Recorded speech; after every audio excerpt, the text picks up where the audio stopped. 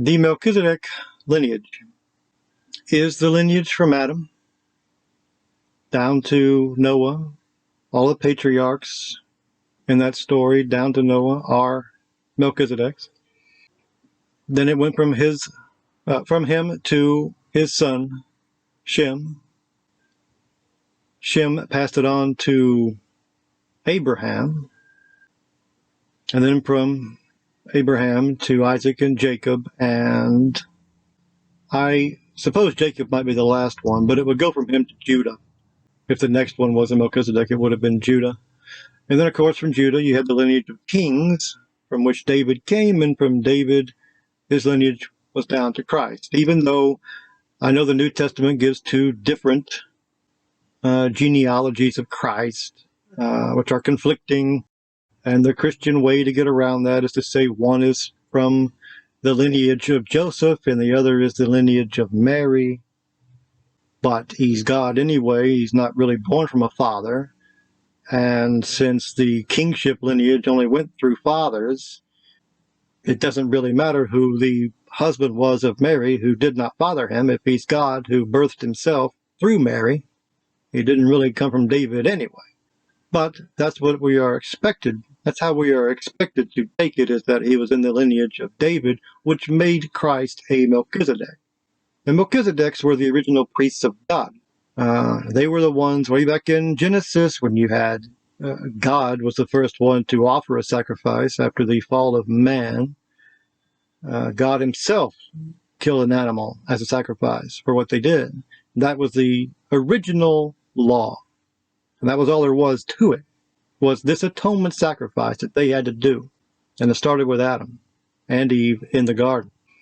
And they passed that on to, in each generation, to their son, one of their sons. And they were the kings. They were the priests and kings of the family of God, of the people of God, the Adamic lineage.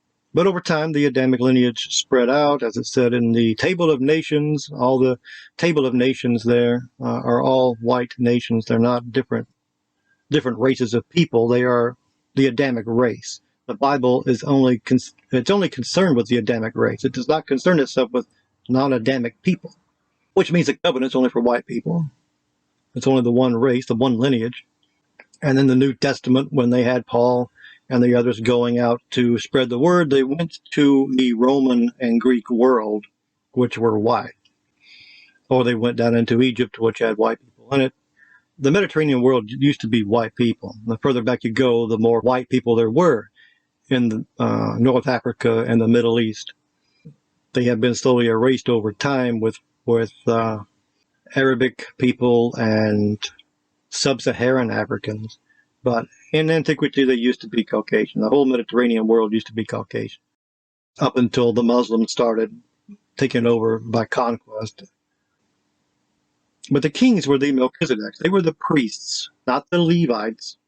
The Levites, after Moses, they usurped the Melchizedek priesthood, and the Torah replaced the law after they wrote it. It replaced the word of the kings as authority. And they made this Torah, this Levitical, this book of the law, became the new law. Very similar to the Talmud later replacing the Bible through the oral tradition, the oral law. That's very similar to what they did here with the original Torah. Actually, itself was them rewriting, them putting in writing a system that they said superseded that of the Melchizedeks. But as Hebrews says, Jesus was a Melchizedek through David, and as such superseded, his authority superseded that of the rabbis and priests. Concerning predestination, I already talked about it, that not only did God choose us from the beginning, as it says in the New Testament in Romans, but it is the way that is done is through our genetics, our genetic makeup. Now, he did render everything beforehand so that we are living through a movie, a story. We are playing a character in a story. And as such, that's part of our gestation. We cannot birth ourselves. We cannot ourselves grow who we are. We are growing spiritually, but we cannot do that ourselves. A baby has to grow in the mother's body and it's the mother doing the growing for him. In that way, we are in a cosmic womb, and we are being fed through, through our lives, I suppose, by God. We are being sustained by God, and our growth comes from Him, not from ourselves. And so we have to have predestination as, or I would say predeterminism, as a method for that to happen. We cannot yet maintain spiritual autonomy as a viable life form. We have to be born first for that to happen. A child doesn't actually begin to breathe until he is born. Christ's atonement. This goes back to the Mosaic Law and the Levitical version of the Day of Atonement written in Leviticus 16, where it talks about the atonement sacrifice. Originally, you just had to kill an animal. But in the Levitical system, you had to kill 2 animals, and you had to curse one and take him out into the wilderness and kill him there. Then they would take stones and place stones. One had Yahweh written on it, and the other had Azazel written on it, or etched into it. And they would pick the stones out of a sack to determine which goat was which. And they were both clean goats. They were both viable for sacrifice. But one of them would be cursed with the sin of the nation and killed outside the city. And the other one would be deemed as the sacrifice to Yahweh. It would be killed and its blood taken into the temple by the high priest. He would walk in backwards with the smoke filling the space so he couldn't see the light of the Shekinah blowing over the ark. He would throw the blood over his shoulder onto the ark, onto the Cappareth, for the propitiation of the sin of the nation. This is very important. Because the whole point of Christ is that he could not disobey the law. He had to keep every letter of the law, meaning that the Ark of the Covenant had to be present at the death of Christ, at the crucifixion. In 586 BC, Jerusalem was besieged by Babylon, and the priest took the Ark of the Covenant and they hid it away in the caverns, the caves under the city. Then they were carried away to Babylon, and the Ark was left there. They came back 70 years later, and they had forgotten where it was.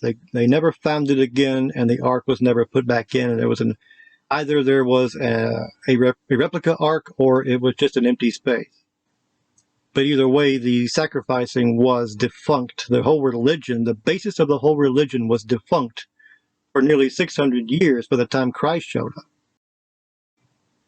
They knew that, and he was calling them out on it. Especially when they were charging people for their sacrificial animals, knowing full well that they had no actual real ark, which also meant there was no presence of God on top of the ark, which meant that their Day of Atonement sacrifice was inviolable. So to charge people for animals was a con, which is why he was understandably upset with it. Anyway, so Christ was crucified on Golgotha, and during the crucifixion, it said the ground split open. And he was beaten, and his body, his flesh was torn open and brutalized, and he was bleeding profusely. And I have to surmise that between his heavy amount of bleeding, and the earth splitting open, had to be for the blood to go down to where the ark was and spill onto the Cappareth of the ark. The Cappareth being the golden lid that covered the ark. So that he was God being present at the sacrifice. He was the Melchizedek being the priest officiating the sacrifice. He was the sacrifice himself dying. And as the priest, he was putting his blood on the ark. That is the crucifixion. That is the atonement of our species. However, there is one thing people always miss, other than these things. There is something else people always miss, and that is that Christ could not have taken our sin. He was the goat to Yahweh. The goat to Yahweh had to be pure and clean. You cannot have a pure goat if he took the sin. And then you sacrifice the goat that had the sin to Yahweh? No, you had to have a separate goat that was cursed with the sin, and that was Judas, who was killed. If you read there's 2 narratives of how Judas was killed. One is that he was hung, and the other was that he was had his guts spilled open. His guts were cut open. His stomach was cut open with a knife. He did not kill himself. Whatever happened, he was killed by a mob of people. And that's how the sacrificial Azazel goat, the scapegoat, the cursed goat, was killed in the wilderness. So Judas took our sin, and he ended up where that would take him. Christ did not take our sin because he had to be the pure sacrifice, the blameless sacrifice, which everybody knows that he was. It's some kind of weird psychological double thing Christians have. Oh, he's pure, he's blameless. But yet he took our sin, which put all the blame of the world on him. You can't have those things both simultaneously in one person. There had to be two goats, which by the law, which he had to keep, which means there had to be two humans at the crucifixion, one cursed and one to Yahweh. Okay, I guess I'll cut this off here, and I'll talk to you later.